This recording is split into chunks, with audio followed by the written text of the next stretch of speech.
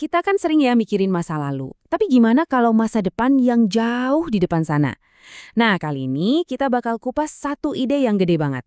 Utang kita ke miliaran manusia yang bahkan belum lahir. Yuk kita mulai dengan pertanyaan simpel. Pertanyaan yang kelihatannya gampang ya kan? Mungkin 70, 80, atau 90 tahun. Tapi, gimana kalau pertanyaannya bukan cuma tentang hidup kamu?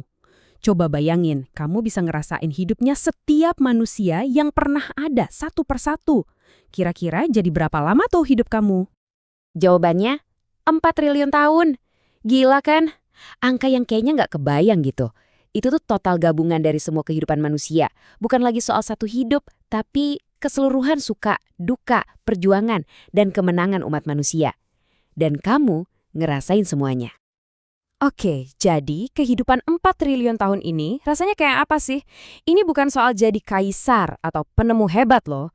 Justru sebagian besar waktu kamu ya dihabiskan dengan cara yang biasa banget. Nih, coba lihat. Selama 60% dari hidup super panjang ini, kamu itu petani. Terus kamu juga bakal ngerasain sisi paling gelapnya manusia. 10% waktu kamu jadi budak, dan 10% lainnya kamu malah jadi pemilik budak. Tapi hidup nggak cuma soal penderitaan kok, ada juga hal-hal yang ya manusiawi banget. Kamu ngabisin 1,5 miliar tahun buat berhubungan seks dan minum 44 triliun cangkir kopi. Ya, inilah realitas sehari-hari yang ngebentuk sejarah kita. Jadi intinya tuh gini, sejarah itu bukan cerita tentang segelintir orang terkenal. Bukan. Sejarah itu ya kisah miliaran kehidupan orang biasa. Pengalaman manusia itu ya kebanyakan soal hal-hal mendasar. Kayak nanam makanan, ngebesarin anak, ngerasain seneng, ngerasain sedih. Nah, kalau kita lihat dari kacamata kehidupan 4 triliun tahun ini, zaman kita sekarang ini rasanya aneh banget. Serius, kita tuh hidup di momen yang benar-benar beda dan super penting dalam sejarah panjang manusia. Coba kita lihat garis waktu ini deh. Spesies kita, Homo sapiens, itu udah ada 300.000 tahun. Tapi, lihat deh gimana semua perubahan numpuk di ujung. Pertanian aja baru mulai 12.000 tahun yang lalu. Revolusi industri, wah itu baru 250 tahun lalu. Jadi, hampir semua yang kita sebut peradaban modern ini, kejadiannya cuma sekejap mata dalam sejarah. Dan ini nih yang bikin makin jelas. Gara-gara ledakan populasi, 1/4 dari seluruh pengalaman hidup manusia itu kejadiannya setelah tahun 1750. Coba bayangin, 1/4 dari kehidupan 4 triliun tahun kamu itu numpuk cuma di 270 tahun terakhir. Ini nunjukin betapa padat dan gila pengaruh era modern kita. Nah, karena momen kita ini sepenting itu, muncullah satu gagasan moral yang kuat banget.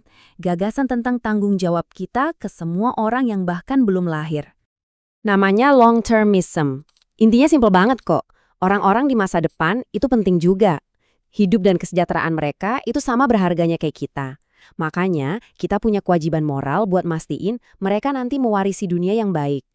Coba deh pikirin ini, orang-orang di masa depan itu bener-bener nggak punya kuasa apa-apa. Mereka nggak bisa milih politisi yang peduli sama mereka. Mereka nggak bisa ikut-ikutan di ekonomi kita. Mereka nggak bisa protes, nggak bisa nulis opini. Setiap keputusan kita hari ini bakal ngaruh ke mereka. Tapi, mereka nggak punya suara sama sekali.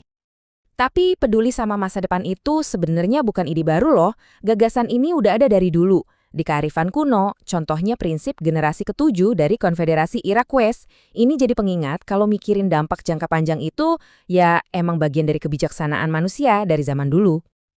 Tapi, kekuatan kita yang luar biasa ini juga datang sepaket sama resiko yang luar biasa juga. Kita hidup di masa yang sangat menentukan.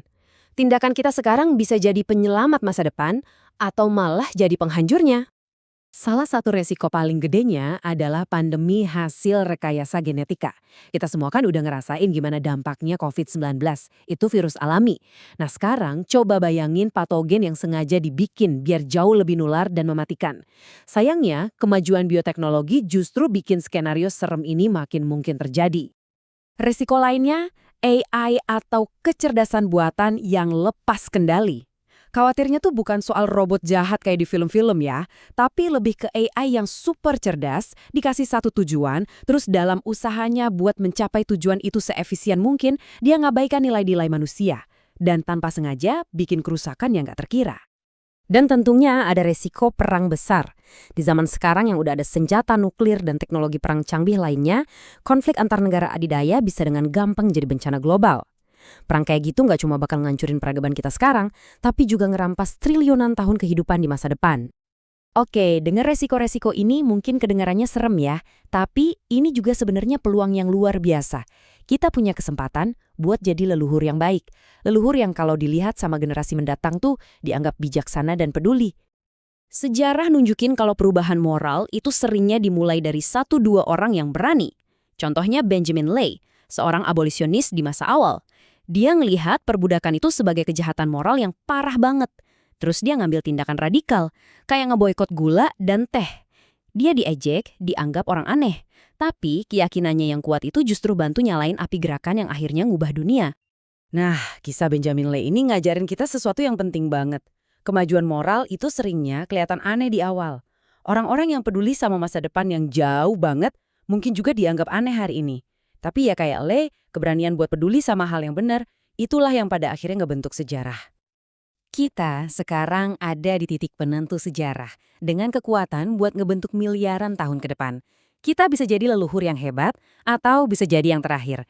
Warisan kita itu pasti ada. Pertanyaannya sekarang, kalau generasi mendatang ngelihat balik ke zaman kita, apa yang bakal mereka lihat? Utang apa yang bakal kita tinggalin buat mereka?